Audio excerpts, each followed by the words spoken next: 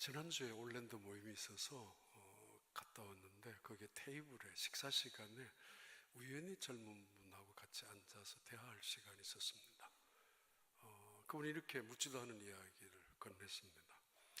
목사님, 저는 미국 교회에 출석하고 있다고. 아니, 그런데 여기 어떻게 왔냐고. 그러니까 친구 때문에 참석해보고 있다고. 언제부턴가 한국 교회를 돌아가고 싶은 마음이 있다고. 왜 그런 생각했느냐 물으니까 여기서 태어난 사람입니다. 근데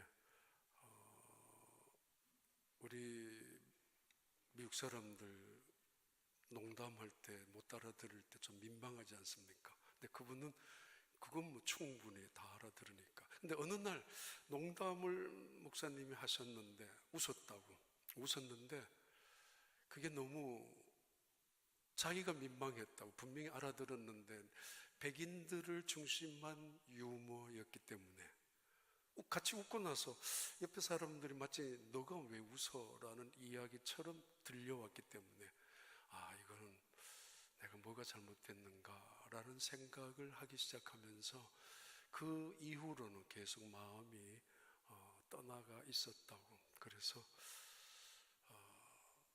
그런 비슷한 이야기를 했습니다. 가끔 미국 교회에 예배를 드릴 때가 있습니다.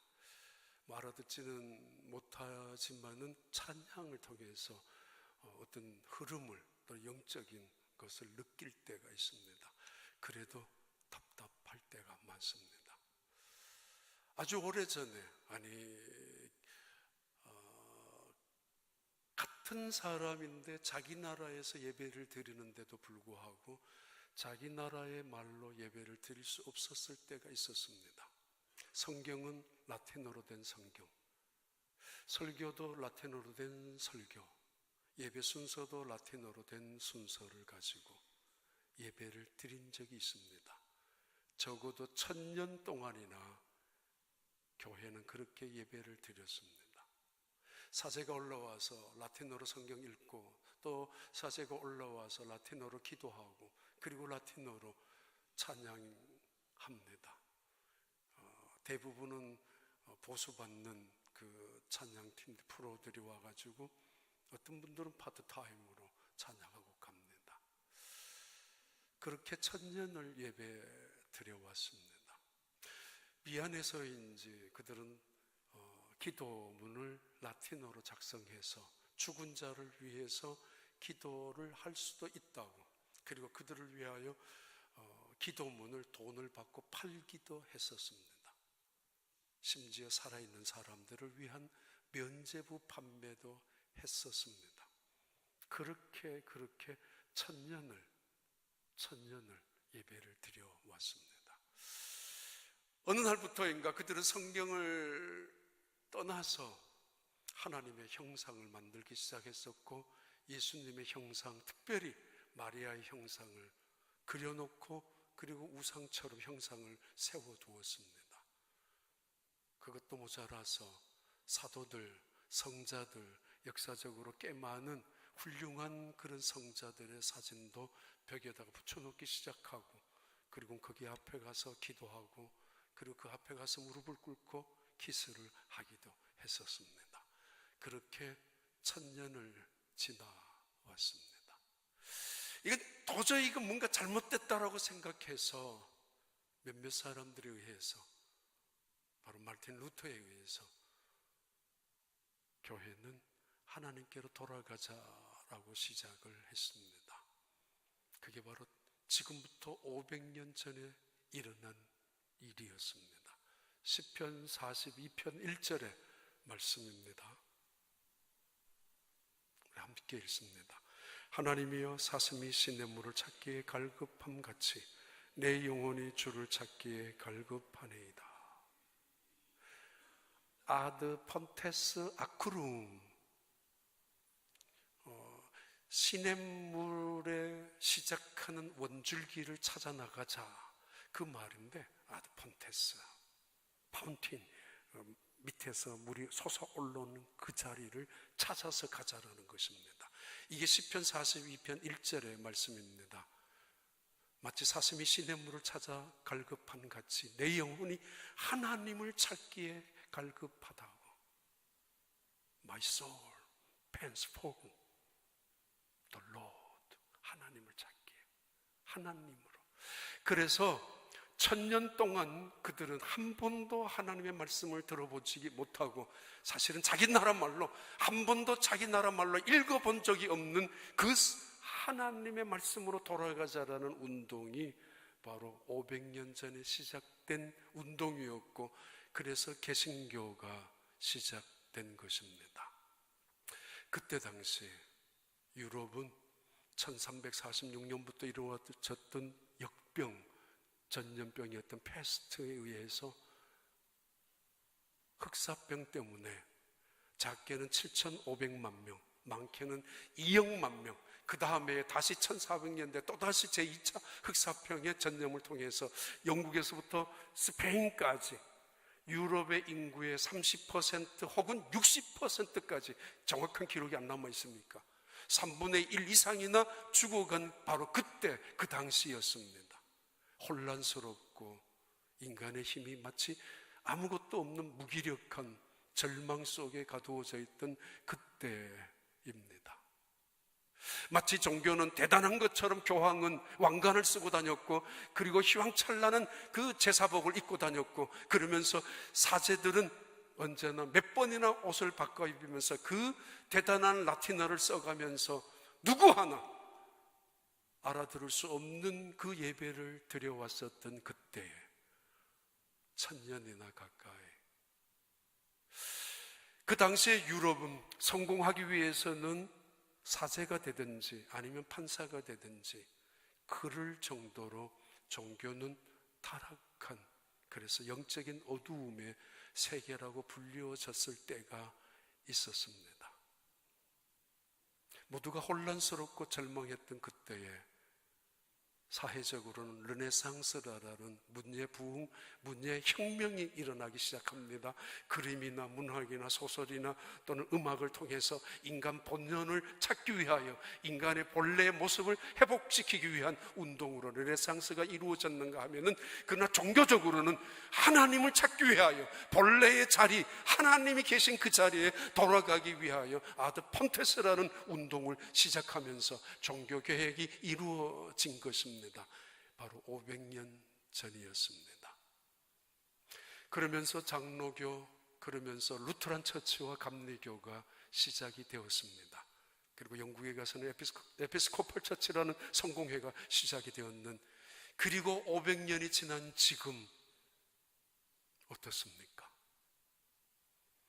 언제부턴가 꽤 많은 신학자나 많은 목회자들이나 심지어 세상 사람들까지 교회를 향하여 너희들 본래의 모습으로 돌아가라고 말합니다. 하나님께로 돌아가라고. 우리가 하나님께로 돌아간다는 것은 무엇을 의미할 것인가? 라는 질문입니다. 우리가 하나님을 신뢰하고 의지한다는 것은 도대체 무엇을 의미한단 말인가? 보이지 않는 하나님, 만날 수 없는 하나님, 존재적으로 내가 입증할 수도 없는 그 하나님을 내가 신뢰하고 의지하고 따라간다는 것은 무엇을 의미한단 말입니까? 때로는 그 하나님을 통하여 위로받고 그 하나님만이 소망이라는 사실 앞에서 도대체 무엇이 소망이냐 말이에요. 어떤 게 소망이냐 말이에요. 손에 잡히지도 않고 눈으로 볼 수도 없는 무엇이 소망이란 말입니까? 이 말은 어떤 의미를 지니고 있는가 말입니다. 하나님을 믿으면 구원을 받는다고 말합니다. 도대체 그게 무슨 말인가 말입니다. 무엇을 믿느냐 말입니다.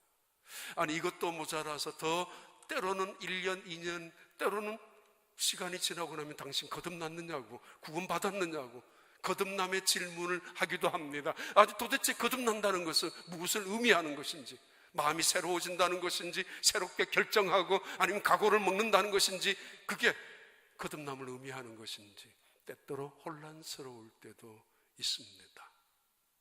오늘 그 말씀 때문에 오늘 본문 한 번 더 생각하려고 합니다. 도대체 무엇을 말한다는 것인가? 하나님을 믿는다는 것은, 내가 하나님을 신뢰하고 신앙으로 살아간다는 것은 무엇을 의미한단 말인가? 1985년 영국의 켄트주라는 곳에서 일어난 일입니다. 어느 날 농부가 소를 보았는데 그 소가 발작을 일으켰습니다. 눈이 뒤둥그려지고 희둥그려지고, 그리고 그 덩치 큰 소가 한 번도 그런 적이 없는데 서지를 못한 채로 다리를 움직이지도 못한 채 간신히 주인이 이렇게 세우면 금방 또 쓰러지고 힘이 하나도 없는, 그러면서 온몸에 경련을 일으키듯이 발작을 하는 증상을 일으켰습니다. 그리고는 그 자리에서 죽고 말았습니다. 1985년 영국에서 일어난 최초의 일입니다. 그 소 죽은 다음에 해부한 결과 속에 내 머리에 뇌가 녹아내렸던 것을 찾았습니다. 뇌 전체가 마치 스펀지처럼 구멍이 숭숭 뚫려 있었던 것을 보았습니다. 사람들은 그 병 이름을 광우병이라고, 미친 소라고 그렇게 병명을 정했습니다. 그 전에 1720년대에 일어난 일이기도 합니다. 같은 영국에서 어떤 목축업을 하는 또는 과학자들의 힘을 통해서 양을 계량 생산을 했습니다. 가장 우량 그 양, 그리고 가장 우량인 양을 교배를 시켜서 아주 질 좋은 털을 공급받고 생산하기 위해서, 그러니까 이게 빨리 성장했던가 봐요. 아주 우리 인위적으로 교배를 시켜서 굉장한 수익을 올리고 싶어서, 혹은 품질 좋은 옷감을 만들기 위한 이유로. 그런데 처음에는 그렇게 태어난 양들이 성장도 빠르고, 그렇게 태어난 양들의 그 털은 굉장히 품질 좋은 그런 것으로 인정을 받았다고 합니다.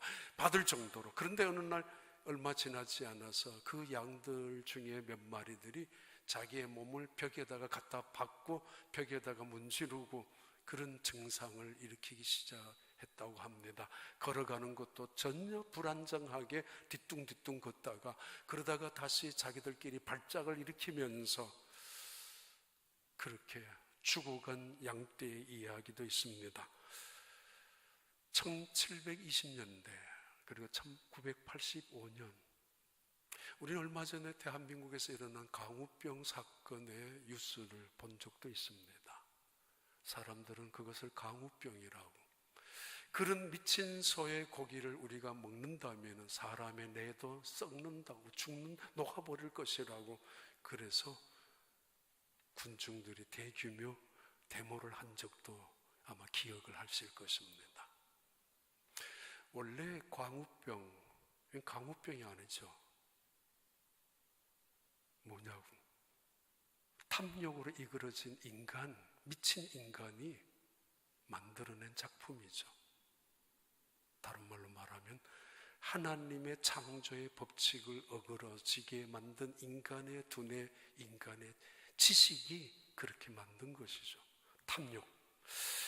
원래 이 소는 풀을 먹어야 합니다. 초식 동물이니까 풀을 먹어야 정상적이고 그 고기를 먹어야 괜찮을 텐데, 어느 순간에 젖소들이 죽어갔을 때 아까웠던가 보죠. 죽은 젖소를 갈아서 그 사료를 만들었던가 봅니다.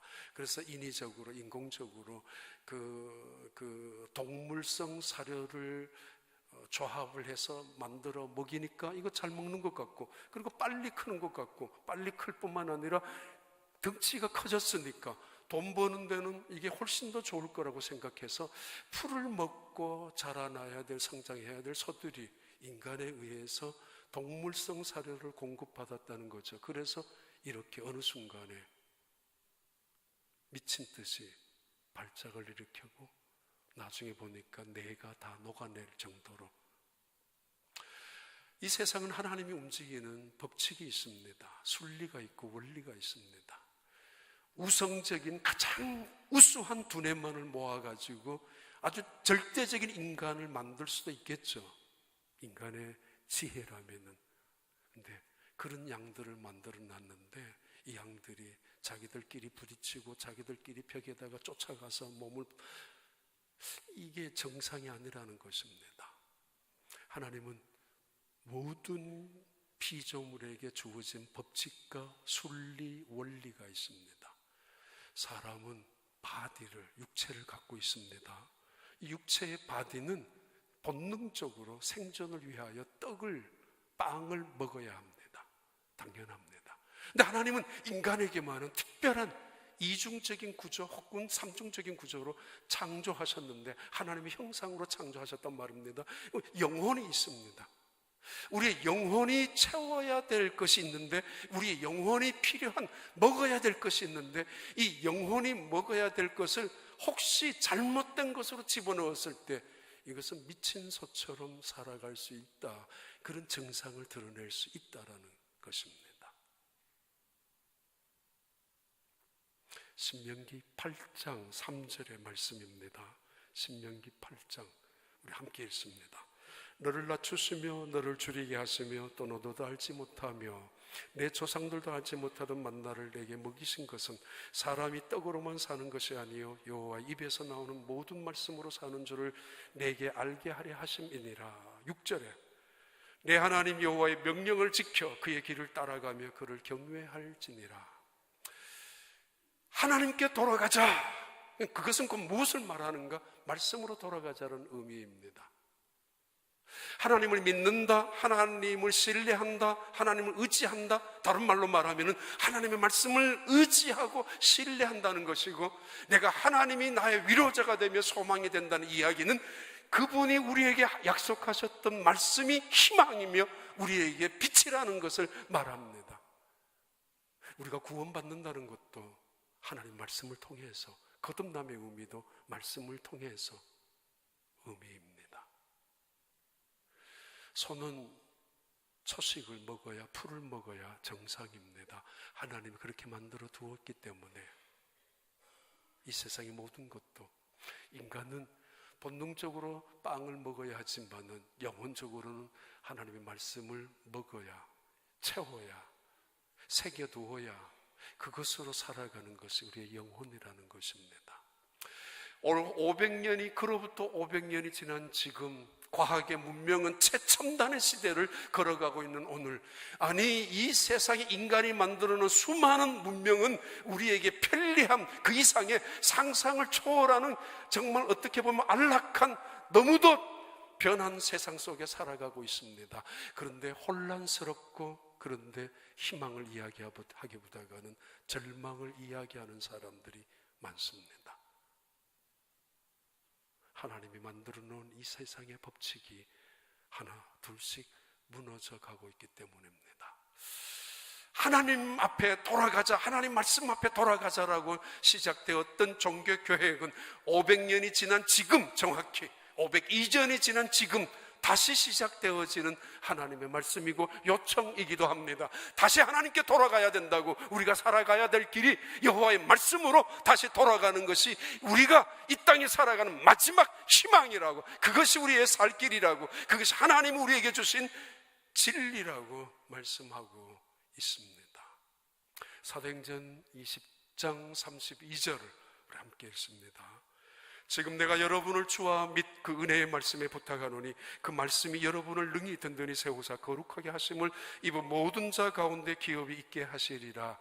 사도 바울이 지금 밀레도에서 예루살렘 예배소에 있는 많은 리더들, 장로들, 거기 있는 섬기는 사람들과 함께 만나면서 마지막 하나님을 향하여 기도하는 장면입니다. 내가 이제 떠나간다. 그런데 내가 하나님께 꼭 부탁하고 하나님 앞에 간절히 기도하고 싶은 것이 있는데, 그러면서 기도합니다. 내가 교회를, 너희들이 몸담고 있는 예배소 교회를, 그리고 너희들이 섬기고 있는 소아시아 많은 지역의 교회들을 내가 하나님께 부탁한다고. 하나님께 부탁. 그리고 그 은혜의 말씀에, 생명의 말씀에, 영광스러운 하나님의 말씀에, 살아있는 영원한 말씀에 내가 하나님의 교회를, 너희들이 섬기는 교회를 부탁하고 맡긴다고. 그렇게 하나님을 향하여 기도합니다. 하고 있는 장면이 오늘 본문의 이야기입니다. 그냥 지나가고 싶었는데 한 번 더 이 말씀을 드리고 싶은 마음이 생겼습니다. 그래서 지난주에 이 말씀을 주보에다 올려놓고 다녀왔습니다. 유력한 똑똑한 조직을 만들고 조직을 장악하고 조직을 관리할 수 있는 아주 유능한 사람에게 부탁할 수도 있을 것입니다. 아니면은 꽤 괜찮은 존경받는 사람에게 교회를 맡길 수 있다고. 난 당신밖에 믿을 사람이 없으니까 충성스러운 헌신하는 내가 신뢰할 수 있는 사람에게 따로 불러서 내가 교회를 맡기고 갑니다. 그러지 않았습니다. 아니면은 지위적으로 영향력을 미칠 수 있는, 아니면 세상적으로 부유함을 가지고 있는 몇몇 사람들을 따로 불러서 힘들 때마다 당신이 이런 부분에 책임져야 될 것입니다 라고 부탁하지 않았고, 하나님께 그렇게 기도하지 않았습니다. 그는 이렇게 기도합니다. 하나님, 이 교회를 하나님의 손과 하나님의 말씀에 맡깁니다. 하나님이 우리 교회는 주일날마다 9시 50분에 성경 공부를 합니다. 우리 장로님들을 중심해서 남녀 선교회에서 성경 공부를 하는데, 오랫동안 옆에서 보면서 마음이 많이 아플 때가 있습니다. 더 많이 모여서 말씀을 나누고 더 많은 성도들이 모여서 말씀의 은혜를 서로 얻고 나누면 좋겠는데 시간이 잘못되었을까, 아니면 말씀에 관심이 없을까. 수요 예배 저녁 시간에도 많이 옵니다. 토요 새벽 기도도 많이 옵니다. 우리 숫자에 비해서 퍼센트로 따진다면은 다른 사람들도 놀랄 만큼. 그런데 주일날 성경 공부 시간에 조금이라도 더 와서 말씀 안에서 서로 교제하고 말씀을 통해서 나누고, 그리고 말씀을 통해서 은혜를 입고 예배당에 와서 예배드리고 봉사 자리로 들어가는 거 아쉬울 때가 있습니다. 그래서 조금 더 우리 남녀 선교회에서 이 일을 했으면 좋겠다라는 그런 바람입니다. 첫 번째 말씀은, 이 하나님의 말씀은 우리를 거듭나게 합니다. 우리를 거듭나게 하는 것. 사도 바울은 하나님의 손에, 하나님의 말씀에 그 교회를 부탁하고, 그리고 그 말씀 위에 그 교회가 든든히 세워지기를 바라고, 그 말씀으로 그들이 기업을 얻게 되는 것을 기도하면서 마지막 그 예배소 장로들에게 부탁하고, 그리고 밀레도에서 예루살렘을 향하여 올라갑니다. 이 말씀은 바로 우리를 거듭나게 하는 것이 하나님의 말씀입니다. 베드로전서 1장 23절 25절 함께 읽습니다. 너희가 거듭난 것은 썩어질 씨로 된 것이 아니요 썩지 아니할 씨로 된 것이니 살아있고 항상 있는 하나님의 말씀으로 되었느니라. 그러므로 모든 육체는 풀과 같고 그 모든 영광은 풀의 꽃과 같으니 풀은 마르고 꽃은 떨어지되, 25절에 오직 주의 말씀은 세세토록 있도다. 제가 진짜 죄송한 마음 많이 있습니다. 그래도 욕심이 있습니다. 적어도 우리의 영혼을 엉뚱한 것으로 채워지지 않게 하기 위해서. 그래서 하나님의 말씀을 욕심을 부려서 많이 인용하고, 그리고 하나님의 말씀을 많이 읽게 하고 눈으로 보여주는 거, 저 욕심이기도 하지만은, 그래서 특별히 연세 드신 분들에게 대단히 미안합니다. 앉아 계시는 시간이 화장실 빨리 가야 되는데 때로는 너무 화가 날 때도 있을 텐데 정말 죄송한 마음이 있습니다. 그럼에도 정말 일주일에 적어도 한 번만큼은 이 말씀을 들려주고 싶고 읽게 하고 싶고 눈으로 보고 입으로 읽게 하고 싶었던 생각 때문입니다. 봐요, 요한복음 5장 24절, 내가 진실로 너희에게 이르노니 내 말을 듣고 또 나 보내신 이를 믿는 자는 생명을 얻는다. 말씀을 듣고 믿는 자는 생명을 얻는다. 사망에서 옮겨져서 그 다음에 36절 38절, 만약에 너희 속에 그 말씀이 거하지 아니하면은 그가 보내신 이를 믿지 아니하는 거다. 내가 하나님을 믿는다는 것은 내가 하나님 말씀을 믿는다는 것이고, 내가 하나님 말씀을 믿는다는 것은 그 말씀이 내 안에 거한다는 것을 의미합니다. 내가 구원받았다는 이야기는, 내가 거듭났다는 이야기는 곧 하나님의 말씀이 내 속에 말씀의 씨앗으로 거듭나 있다는 것을 의미합니다. 좀 이상한 비유이지만은 우리가 거듭났다는 거, 처음 태어난 것과 동일한 공통점이 있습니다. 정자와 난자가 있습니다. 그런데 이것은 그냥 그대로 있으면 절대로 한 생명체를 만들 수 없습니다.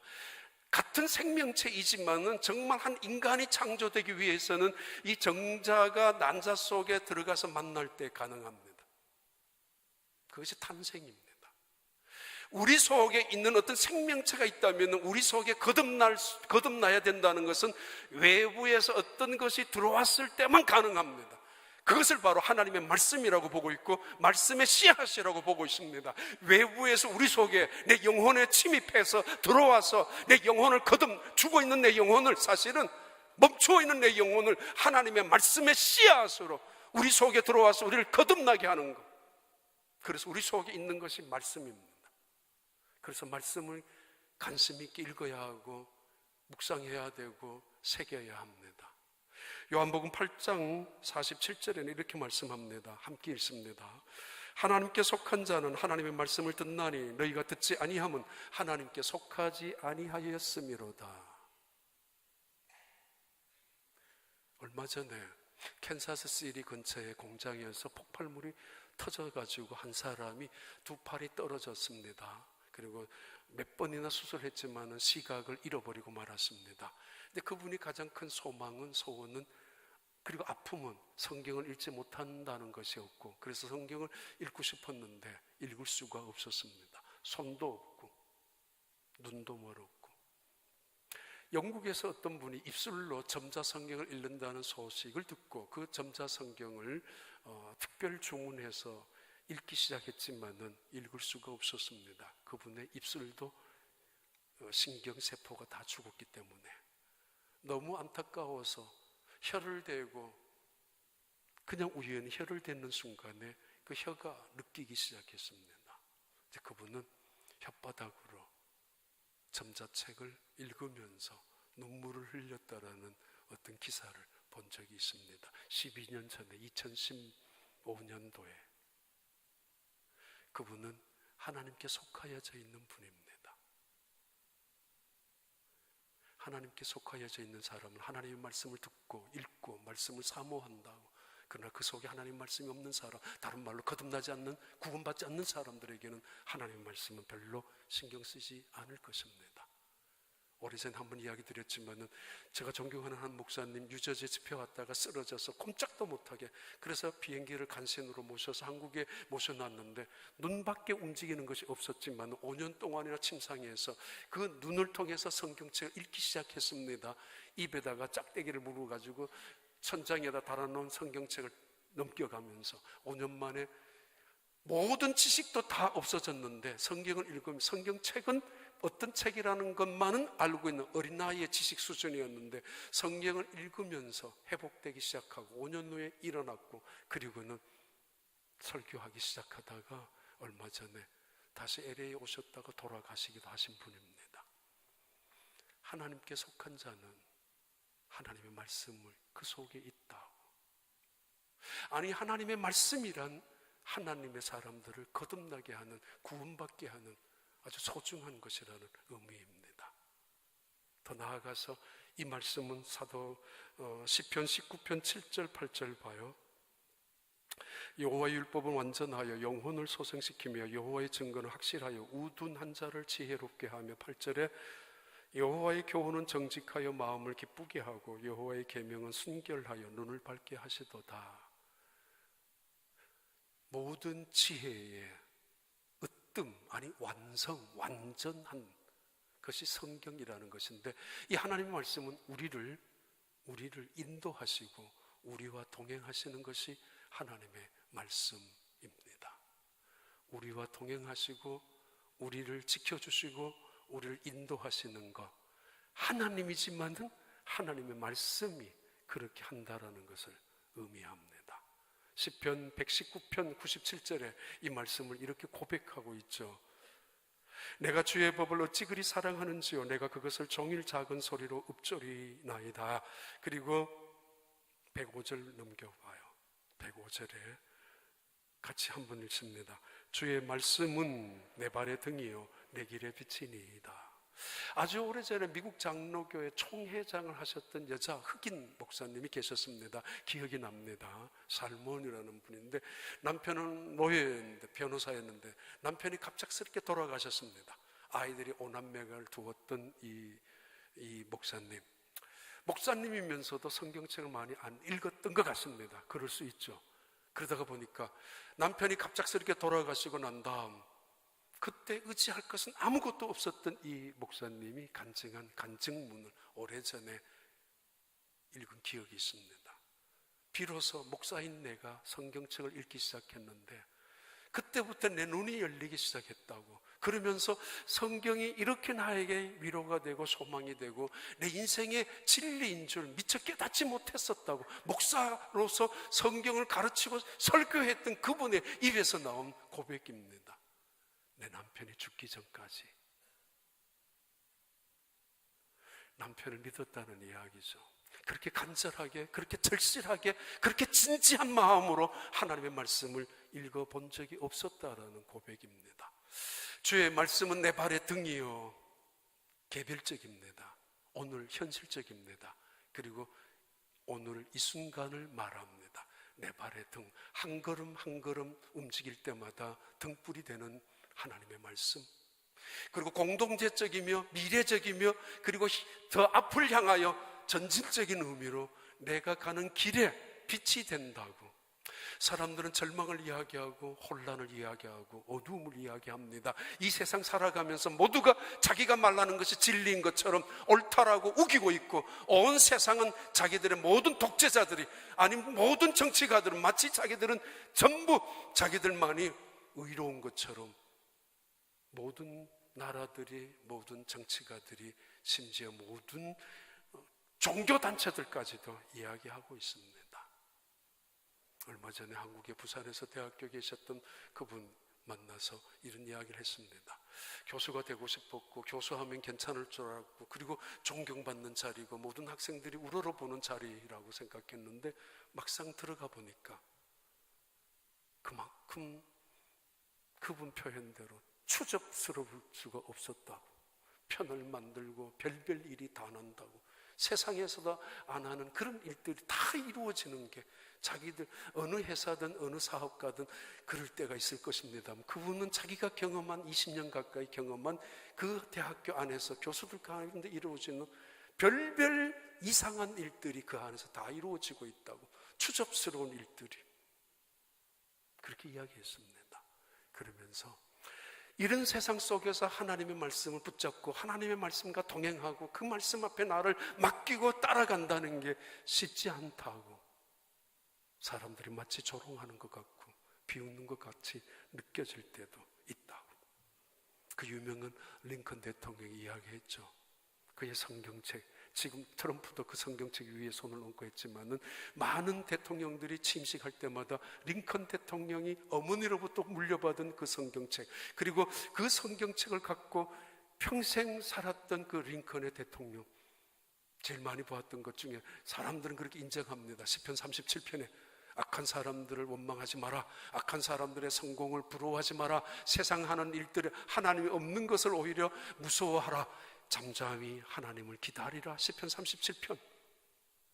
그 말씀 앞에 그는 늘 모든 문제를 하나님께 맡기고 그 말씀 앞에 하나님과 동행하는 삶을 살았던 사람이 링컨 대통령이었습니다.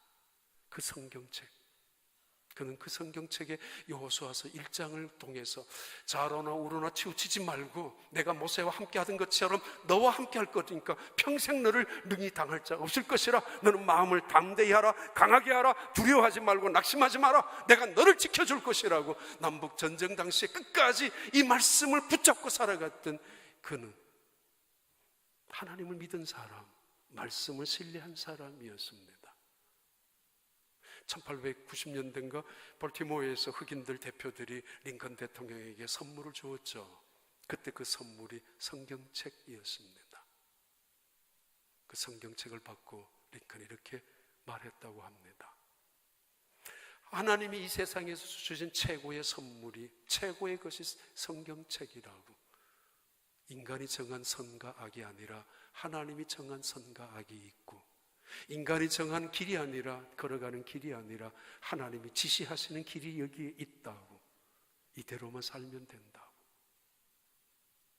볼티모어에서 선물로 받은 성경책을 들고 그는 그렇게 고백했었다고 합니다. 여호와께 돌아가자, 말씀을 돌아가자는 말입니다. 그리고 마지막에는 히브리서 4장 12절 볼까요? 12절부터 13절 함께 읽습니다. 하나님의 말씀은 살아있고 활력이 있어 좌우의 날선 어떤 검보다도 예리하여 혼과 영과 및 관절과 골수를 찔러 쪼개기까지 하며 또 마음의 생각과 뜻을 판단하나니. 13절, 이건 중요한 말입니다. 지은 것이 하나도 그 앞에 나타나짐이 없고 우리의 결산을 받으실 이의 눈앞에 만물이 벌거벗은 것 같이 드러나느니라. 금년에도 우리 권사님들 임직을 했습니다. 명예 권사님도 하셨고 또 시무 권사님들. 그때마다 저는 마음속에 성경을 꼭 읽게 해야 했습니다. 지금까지. 그런데 얼마 전부터는 읽게 하니까 잘 안 읽는 것 같아서 쓰게 했습니다. 써야 되니까 이건 당연히. 그리고는 이번에 안수 집사님들 4월 달에 그분들. 그래서 신약 성경 한 권, 구약 성경 한 권 써서 만들어 놓은 성경책들이 꽤 많이 있습니다. 임직받는 분들마다 썼기 때문에. 그리고 지나가는 이야기지만은 죄송합니다. 그분들이 늘 감사 헌금을 합니다. 어떤 때는 외국에 교회를 건축하고 어떤 때는 우리 교회 시설을 보강하기도 하고, 그럴 때마다 정말 미안할 때가 많이 있습니다.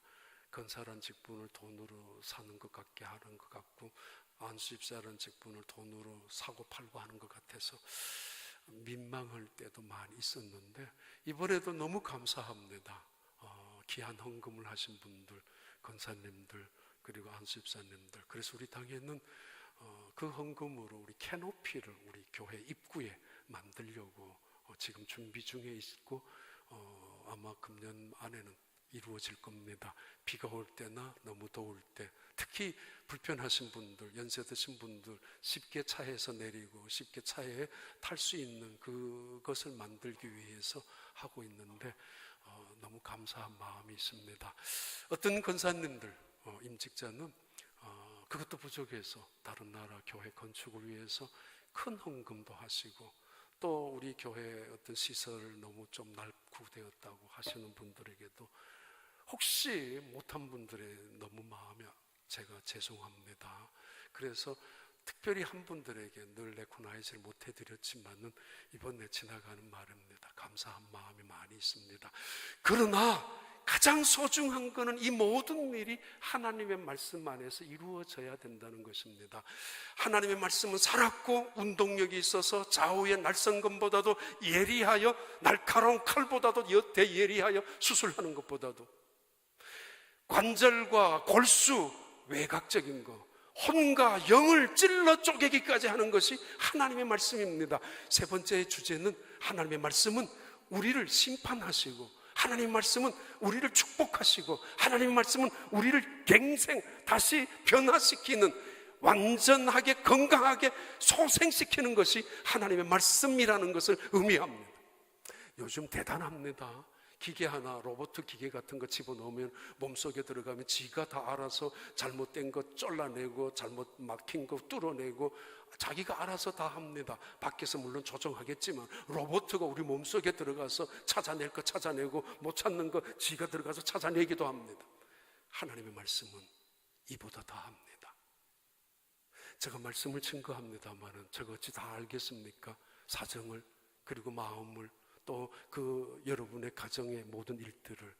그런데 하나님이 말씀하시는 그 말씀으로 역사하는 것, 여러분의 영혼의 마음을 치료, 영혼을 살리고, 그리고 그 말씀이 가정에 들어가서 움직이면서 회복시켜 나가는 것, 하나씩 치유시켜 나가는 것.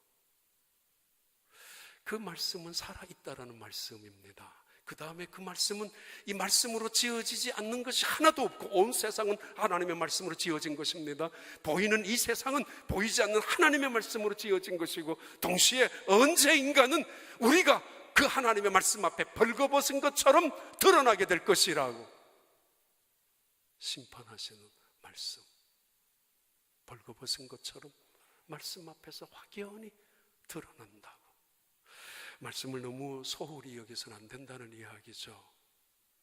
내가 이 세상에 살아가면서 그 사람이 어떤 사람인가 판단하겠지만, 우리는 하나님은 그 사람을 하나님의 말씀이 있느냐 없느냐를 먼저 판단하고, 이 세상은 그 사람의 잘남을 보고 그 업적이나 능력을 바라보고 평가하겠지만은, 하나님은 오직 하나, 그 사람이 하나님의 말씀을 가지고 귀중히 여기며 그 말씀 앞에서 겸손히, 그 말씀 앞에 감사, 그 말씀 앞에 순종하며 몸부림을 치며 그 말씀을 이루어가려고 신앙생활을 하려고 노력하는 것, 그 하나님은 그것을 보며 기쁨이 된다는 것입니다. 하나님의 영광이란 바로 그 하나님의 말씀을 내가 살아가는 내 자리에서 이루어가는 것이 하나님의 영광을 의미합니다. 하나님의 말씀. 사도행전 20장 32절 다시 한번 볼까요? 오늘 본문인데, 지금 내가 여러분을 주와 및 그 은혜의 말씀에 부탁하노니, 은혜의 말씀에 부탁하노니, 그 말씀이 여러분을 능히 든든히 세우사 거룩하게 하심을 입은 모든 자 가운데 기업이 있게 하시리라. 왜 실망해요? 왜 상처를 받습니까? 왜 분노합니까? 왜 절망합니까? 내 속에 말씀이 없기 때문에. 왜 비난과 왜 비판합니까? 내 속에 하나님의 말씀으로 살아가려고 하는 진지한 신앙이 없기 때문에. 바리새인들은 엘리베이터를 탑니다. 그날에 안식일이라면 사람이 올 때까지 기다립니다. 다른 사람이 오면 7층 눌려달라고.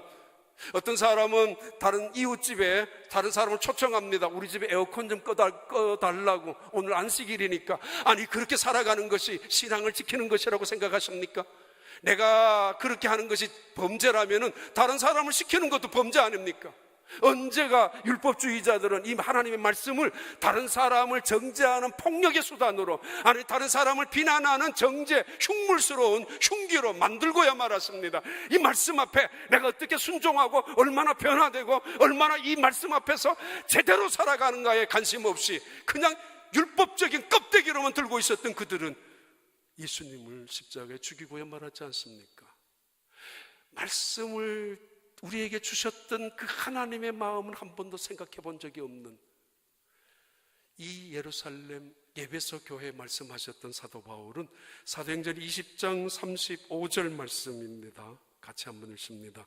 범사에 여러분에게 모범을 보여준 바와 같이 수고하여 약한 사람들을 돕고, 또 주 예수께서 말씀하신 바 주는 것이 받는 것보다 복이 있다 하심을 기억하여야 할지니라. 사도 바울이 기도하고 나서 번개처럼 스쳐가는 남아있는 말씀이 하나가 있었습니다. 수만 가지가 있겠지만 그 말씀만이 먼저 떠올랐기에 에베소 교회 섬기는 자들에게, 일꾼들에게, 직분자들에게 이렇게 말합니다. 주는 것이 받는 것보다 복이 있다고. 예수님이 그렇게 말씀하셨다고. 인생을 살아가는 것, 이런 것이야. 그래서 손해도 보고, 그래서 자존심도 내려놓고 겸손하게, 그래서 섬길 줄도 알고, 그래서 희생할 줄도 알고, 주는 자가 받는 자보다 복이 있다고. 여러분 지금 어떤 삶을 살아가고 있습니까? 시편 1편 1절부터 3절 우리 읽고 마칩니다. 같이 한번 읽겠습니다. 시편 1편 1절부터 그리고 계시록 1장. 시편 같이 읽습니다. 복 있는 사람은 악인들의 꾀를 따르지 아니하며 죄인들의 길에 서지 아니하며 오만한 자들의 자리에 앉지 아니하고 오직 여호와 율법을 즐거워하여 그의 율법을 주야로 묵상한도다. 그리고 그는 시냇가에 심은 나무가 철을 따라 열매를 맺으며 그 잎사귀가 마르지 아니함 같으니 그가 하는 모든 일이 다 형통하리로다. 그리고 계시록 1장 3절에 이 예언의 말씀을 읽는 자와 듣는 자와 그 가운데 기록한 것을 지키는 자는 복이 있나니 때가 가까움이라. 때가 가까움이라. 주님의 말씀 앞에 말씀의 사람으로 살아가는 여러분, 주님 오셨을 때 우리 속에 있는 말씀을 통해서 하나님께 들림받고, 아니 주님 말씀 앞에서 그 말씀이 증거합니다. 이 사람은 말씀 앞에 순종하고 말씀대로 살아간 사람이라고. 그런 축복된 성도들이 되기를 바랍니다.